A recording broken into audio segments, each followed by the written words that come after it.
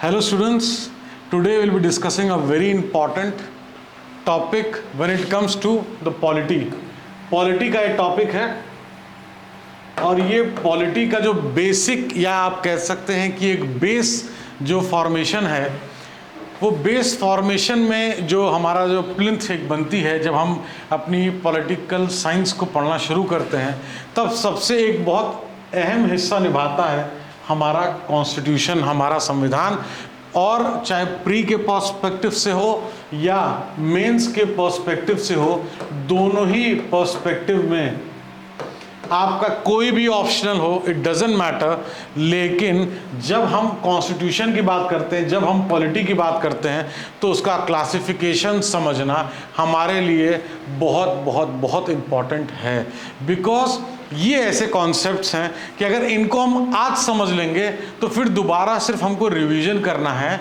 हमारा चाहे answer writing हो या हमको कहीं कोई चीज़ कोट करनी हो, चाहे कोई चीज़ हमको कॉन्स्टिट्यूएंट असेंबली की कोट करनी हो, कोई चीज़ हमको किसी आर्टिकल को कोट करना हो, तो इन चीज़ों को चाहे हम क्लासिफिकेशन में फिजिकल फॉर्म की बात करें, चाहे हम क्लासिफिकेशन में अमेंडमेंट प्रोसीजर की बात करें, अगर हम फिजिकल फॉर्म की बात करते हैं यहाँ पे, तो ये उसके स्ट्रक्चर या उसके प्रेजेंस की बात करता है ना, कि रिटन है, कहीं कोई चीज़ लिखित है, कहीं कोई चीज़ कस्टम है, कोई ट्रेडिशन है, कोई चीज़ है जो कि लिखित नहीं है, लेकिन वो एक तरीके से कह सकते हैं कि वो एक वे है किसी चीज़ को करने का, एक तरीका है जो कि सालों से, एक बरसों से चला आ रहा है। कोई कस्टम है, कोई ट्रेडिशन है, कोई ऑर्डिनरी लॉ है। इन चीज़ों को अभी हम इस वीडियो में और डिटेल में समझेंगे कि रिटन कॉन्स्टिट्यूशन के क्या प्रोज है, क्या कॉन्स हैं, किस किस चीज़ों को कहते हैं, तब उस संविधान को, उस कॉन्स्टिट्यूशन को हम रिटन कॉन्स्टिट्यूशन कहते हैं, और क्या क्या चीज़ें होती हैं जब उस कॉन्स्टिट्यूशन को या उस संविधान को हम अनरिटन कॉन्स्टिट्यूशन कहते हैं। अमेंडमेंट प्रोसीजर की अगर हम बात करें क्लासिफिकेशन ऑफ कॉन्स्टिट्यूशन में, तो amendment procedure is a procedure by which we can bring a change. कोई भी चेंज अगर करना है हमारे संविधान में, तो वो चेंज हम को अमेंडमेंट प्रोसीजर फॉलो करने के बाद ही हम वो चेंज कर सकते हैं। कहने का मतलब ये है इन अ सिंपल लैंग्वेज कि अगर मान लीजिए कोई ऐसा आर्टिकल है जिसमें हमको कोई चीज़ चेंज करना है, कोई ऐसा आर्टिकल है जिसमें हमको कोई चीज़ ऐड करनी है, तो कोई भी चेंजेस हैं, ऐड है, सब्ट्रैक्ट है, न्यू एडिशन है, कुछ भी है, तो चेंज अगर हमको करना है तो वो हम कहाँ देखेंगे? अगर अपने कॉन्स्टिट्यूशन की हम बात करें तो वी फॉलो आर्टिकल 368, है ना। अब ये आर्टिकल क्या करता है? ये आर्टिकल हमको बताता है कि किस चेंज के लिए कितनी मेजॉरिटी की आवश्यकता है। बहुत से चेंज होते हैं जिसमें सिर्फ सेंट्रल गवर्नमेंट ही नहीं, स्टेट गवर्नमेंट से भी 50% ऑफ द स्टेट से रैटिफिकेशन आना होता है, तो उस बाय सिंपल मेजॉरिटी। तो ये चीज़ें कैसे आती हैं, ये चीज़ें कौन बताता है, ये चीज़ें कैसे? ये चीज़ें हैं कि अगर मेरे को कोई चीज़, ऐसा टॉपिक है जो कि स्टेट से रिलेटेड है, कोई चीज़ ऐसी है जो कि जिसमें रैटिफिकेशन ऑफ स्टेट की ज़रूरत है, तो वो चीज़ हम कैसे देखेंगे? अमेंडमेंट प्रोसीजर पे हम देखेंगे। वो चीज़ कहाँ मेंशन्ड है? हमारे कॉन्स्टिट्यूशन में, कि अमेंडमेंट प्रोसीजर किस तरीके से हमको जो है फॉलो करना है। और अगर हमारा कोई भी चेंज बाय सिंपल मेजॉरिटी कर सकते हैं तो उस कॉन्स्टिट्यूशन को हम फ्लेक्सिबल कॉन्स्टिट्यूशन बोलेंगे। कोई भी चेंज है जिसमें हमको स्पेशल मेजॉरिटी की भी ज़रूरत पड़ सकती है और सिंपल मेजॉरिटी को भी यूज़ कर सकते हैं, लेकिन अगर जहाँ स्पेशल मेजॉरिटी की बात करते हैं तब स्पेशल मेजॉरिटी और सिंपल मेजॉरिटी में क्या अंतर है वो इस वीडियो में तो मैं नहीं बता सकता, क्योंकि वो कम्प्लीटली डिफरेंट सेट ऑफ, बहुत एक अलग टॉपिक है। अगर आप लोग को ज़रूरत होगी तो डेफिनेटली बोलिएगा, तो उसके ऊपर भी एक वीडियो बना दिया जाएगा। लेकिन द थिंग इज़ कि ये समझना यहाँ बहुत ज़रूरी है हमको, रिजिड एंड फ्लेक्सिबल का जो चेंज का जो सबसे बड़ा डिफरेंस है वो यही है, simple majority, special majority. Simple majority definitely come लोग ही जो है उसको पास कर सकते हैं। जब स्पेशल मेजॉरिटी की बात करें, एक बहुत सिंपल बात कर रहे हैं, सिंपल मतलब आसान, और स्पेशल मेजॉरिटी मतलब स्पेशल, कुछ अलग से प्रेफरेंस देने पड़ते हैं, कुछ अलग सी चीज़ें उसके लिए रिक्वायर्ड होती है। प्रेफरेंस क्या होता है? सपोर्ट और ज़्यादा चाहिए होता है और ज़्यादा लोगों का चाहिए होता है। तो ये जो डिफरेंस है, हम इस वीडियो में अमेंडमेंट प्रोसीजर की बात नहीं करेंगे। अमेंडमेंट प्रोसीजर तो मैंने एक तरीके से क्लासिफिकेशन में समझा दिया। जो इस वीडियो में हम बात करेंगे, will talk about the written constitution, will talk about the unwritten constitution, what are the differences between the written constitution and unwritten constitution, क्या प्रोज हैं, क्या रिटन कंप्लीटली रिटन होता है, क्या अनरिटन कंप्लीटली अनरिटन होता है, ये चीज़ जानना बहुत ज़रूरी है। एंड इस वीडियो में अगर आपको इस जानने में इंटरेस्ट है तो definitely do watch the video.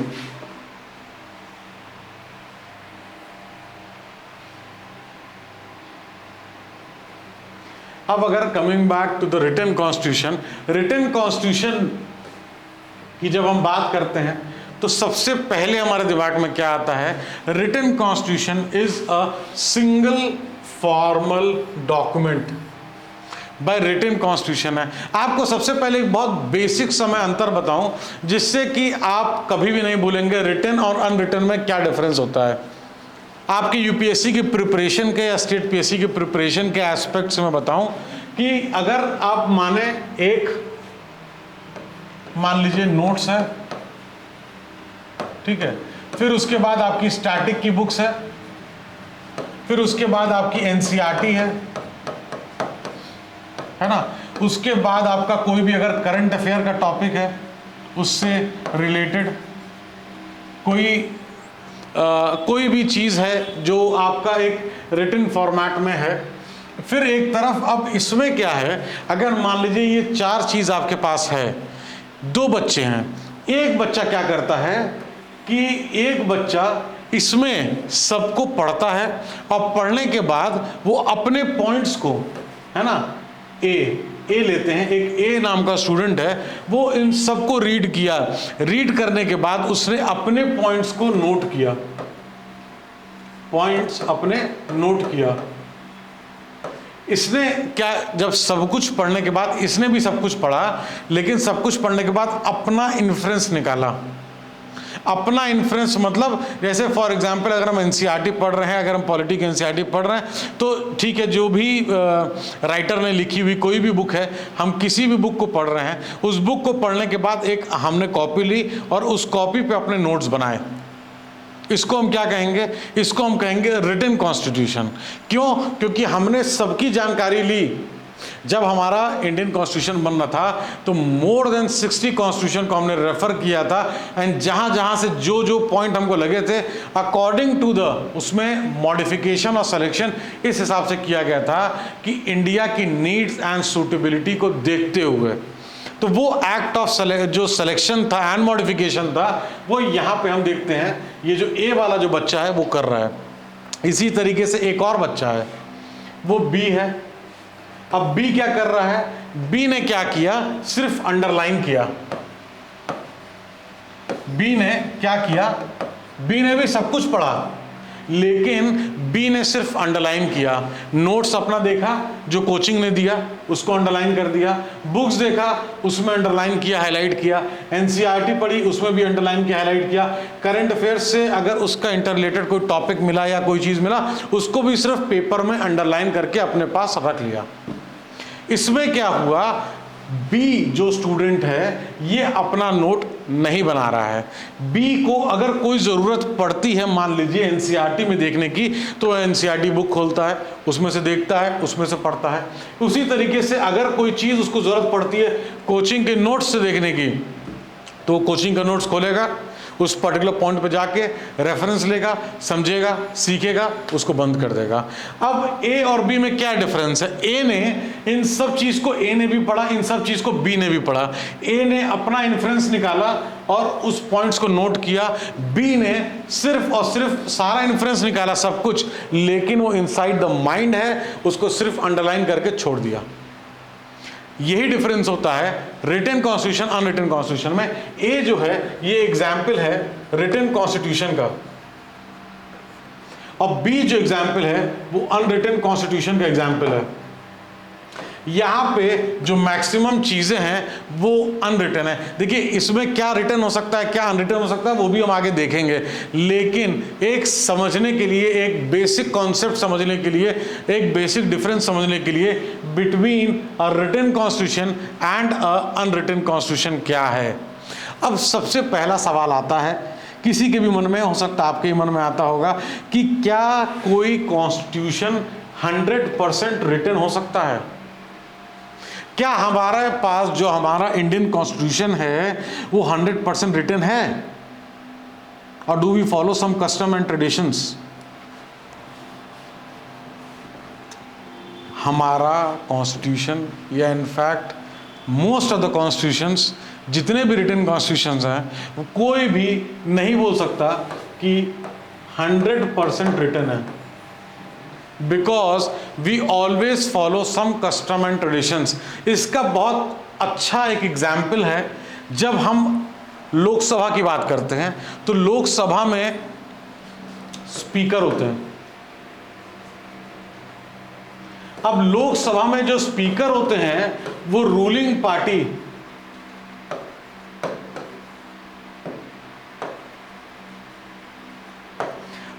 Party से ही स्पीकर होगा कि नहीं होगा, ये मेंशन्ड नहीं है।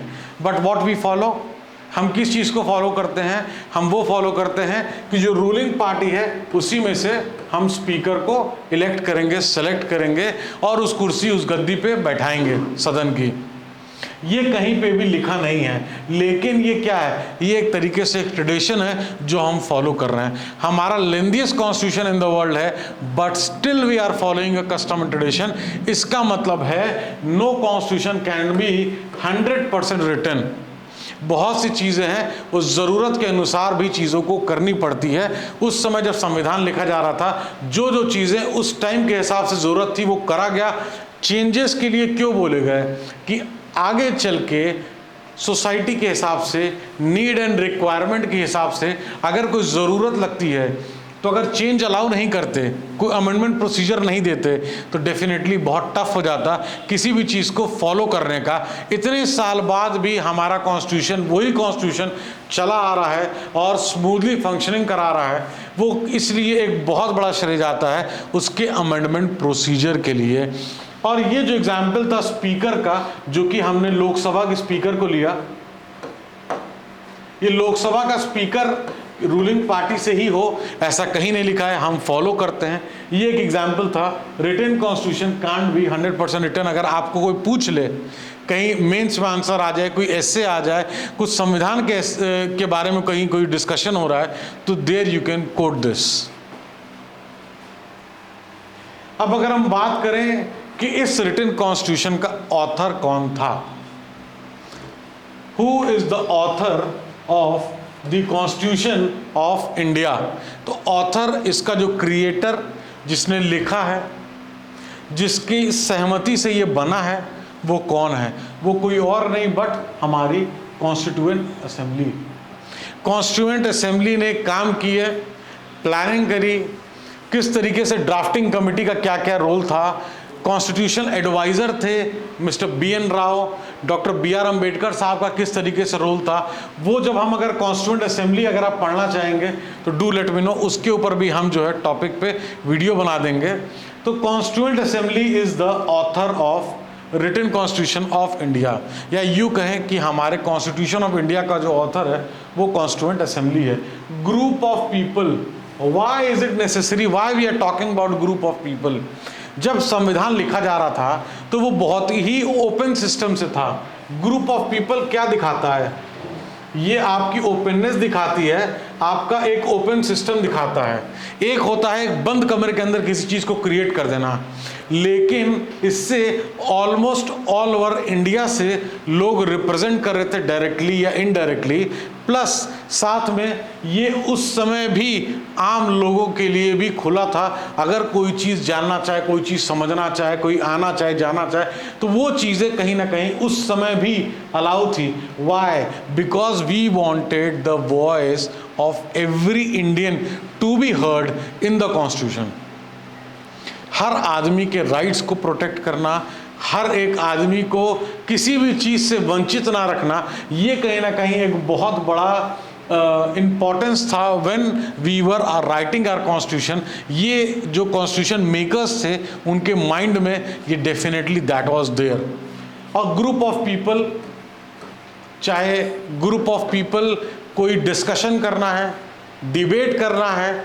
अब जैसे कि 4 लोग हैं, लेकिन 4 की जगह अगर फॉर एग्जांपल 100 लोग हैं, तो एक सहमति पे आना है, एक पॉइंट पे आना है।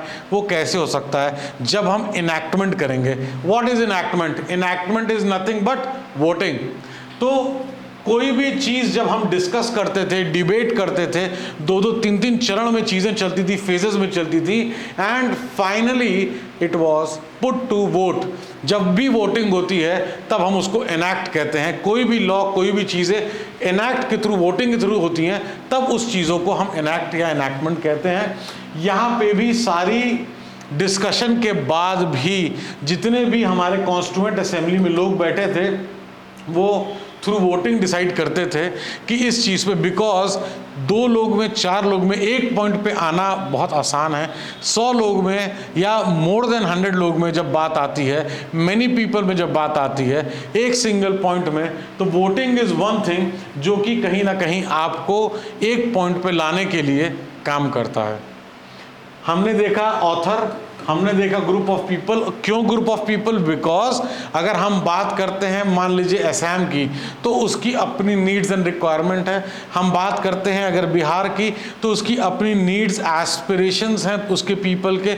जब हम बात करते हैं महाराष्ट्र की, उसके अपनी नीड्स एंड एस्पिरेशंस हैं पीपल के, अपनी रिक्वायरमेंट्स हैं, अपने चैलेंजेस हैं। तो उसमें जब लोगों का हिस्सा होगा, जब लोग आएंगे तभी अपनी बात कह पाएंगे। बाहर से भी जो लोग नहीं हैं वो पार्ट लेना चाहते हैं तो भी पार्टिसिपेट कर सकते हैं।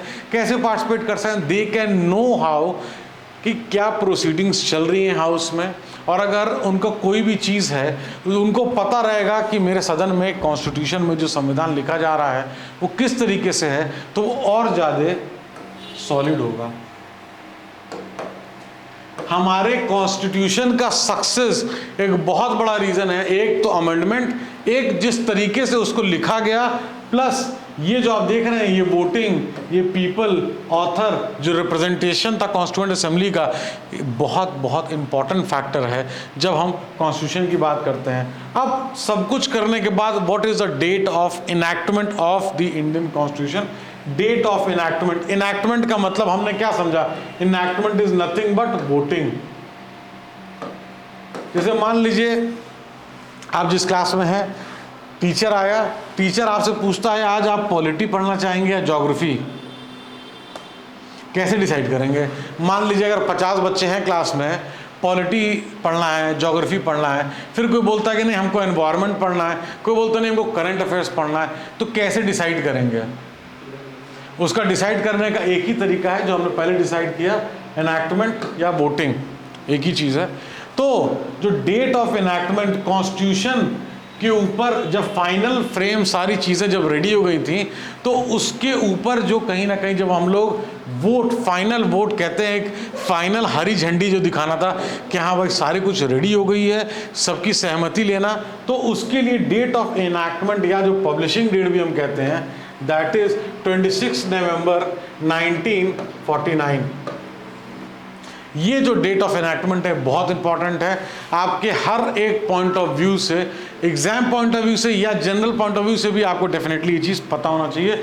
एनफोर्समेंट, एनफोर्समेंट का क्या मतलब? एनफोर्समेंट का मतलब किसी चीज़ को लागू कर देना, एनफोर्स। एनफोर्समेंट की क्या डेट है? 26 जनवरी 1950। 26 जनवरी क्यों? क्यों 26 जनवरी? बिकॉज बहुत साल पहले ये पूर्ण स्वराज डे जो है इसको घोषित किया गया था, इसलिए ये जो संविधान है हमारा, कॉन्स्टिट्यूशन है हमारा, वो उसका जो एनफोर्समेंट हुआ था वो 26 जनवरी 1950 को हुआ था। ये एक तरीके से मैं इंटर रिलेट कर रहा था। क्या है कॉन्स्टिट्यूशन? कॉन्स्टिट्यूशन आज की डेट में जो सक्सेस है वो क्यों है, और किस तरीके से जो हमारा कॉन्स्टिट्यूशन है वो रिजिड कम फ्लेक्सिबल, किस तरीके से दो लेंथीएस्ट कॉन्स्टिट्यूशन है in the world, but we do follow some customs and traditions in our constitution. अब coming back to unwritten constitution, जब हम अनरिटन कॉन्स्टिट्यूशन की बात करते हैं तो जैसा हमने देखा, जो स्टूडेंट बी था, बी ने क्या किया, चारों से पढ़ा, हाईलाइट कर करके छोड़ दिया। उसने क्या नहीं किया, उसने अपना नोट्स जो है, अपना नोट्स क्रिएट नहीं किया। He didn't created his own notes. What he did is he just highlighted और underlined it कि future reference के लिए या हमको कोई ज़रूरत पड़ती है तो हम पढ़ सकते हैं। अब यहाँ पे क्या है, not a single formal document। भाई ऑब्वियसली अगर आप उस चीज़ को एक जगह लिख नहीं रहे हो तो जो हमने एग्जाम्पल लिया था कि क्या है, पहले है भाई नोट्स हो गया, कोचिंग का नोट्स, सेकंड है हमारा बुक्स जो स्टैटिक का है, थर्ड है हमारा एनसीईआरटी,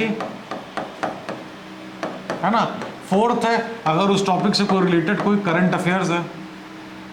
तो इन चीज़ों को अगर हम सिर्फ हाईलाइट करते हैं, है ना, we are only highlighting, underline करना, हाईलाइट करना, सिर्फ हम वो काम कर रहे हैं, तब फिर हम सिंगल फॉर्मल डॉक्यूमेंट नहीं है। क्यों? क्योंकि ज़रूरत पड़ने पे हम नोट्स को भी देखेंगे, रेफर करेंगे, ज़रूरत पड़ने पे हम एनसीईआरटी को भी देखेंगे, रेफर करेंगे, ज़रूरत पड़ने पे उस पेपर को भी खोलेंगे जहां हमने करंट अफेयर को पढ़ा था। अब ये जो प्रोसेस है इसके अपने चैलेंजेस हैं, इसके अपने, क्योंकि ये सिंगल फॉर्मल डॉक्यूमेंट नहीं है, ये ब्रिटेन में फॉलो होता है ना, किंग्स ऑर्डर, कोई किसी ज़माने में किसी राजा ने किसी फरमान को जारी कर दिया था, वो फॉलो हो रहा है ना। ये देखिए ये क्या चीज़ें हैं, ये बेसिकली इन्हीं चीज़ों को यहाँ पे Kings order, ordinary law, custom and traditions and judiciary order के नाम से लिखा गया। आपको समझाने के लिए मैंने नोट्स का, बुक का, एनसीईआरटी का और करंट अफेयर का एग्जाम्पल लिया। इसी चीज़ को जब हम बात करते हैं किंग्स ऑर्डर की तो हमने देखा कि कोई ऐसा ऑर्डर या फरमान जो राजा द्वारा दिया गया हो, उस चीज़ को हम फॉलो कर रहे हैं, उस ट्रेडिशन को अगर हम फॉलो करते हैं, जैसे कि हमने इंडिया केस में देखा स्पीकर वाला एग्जाम्पल, इसी तरीके से बहुत सारे कस्टम्स, बहुत सारे ट्रेडिशंस हम फॉलो करते हैं। और वो कस्टम्स या ट्रेडिशन कहीं पे भी डॉक्यूमेंटेड या रिटन फॉर्मेट में नहीं है, और हैं अगर जो, तो वो एक जगह नहीं है, सिंगल पॉइंट नहीं है ना, सिंगल सोर्स कह सकते हैं। सिंगल सोर्स एक जगह नहीं है कि एक किताब हमने खोली और उसके अंदर हमको सारी चीज़ें मिल गई, ऐसा नहीं है।